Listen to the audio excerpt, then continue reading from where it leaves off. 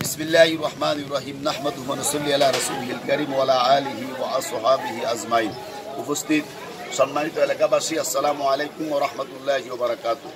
আপনারা সকলে অবগত আছেন বর্তমানে বাংলাদেশে বিশেষ করে ফেনী নোয়াখালীর কিছু অঞ্চল, বিশেষ করে আমাদের এই বক্সবন্দির আশেপাশে সাতবাইয়া বক্সবন্ধ রালুয়ার অবস্থা খুবই ভয়ানক অবস্থা।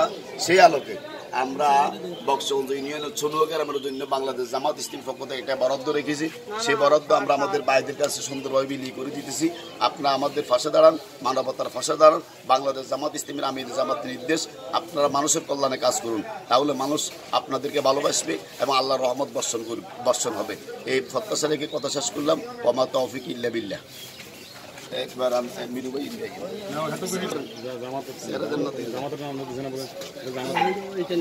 ঠিক আছে, ওকে।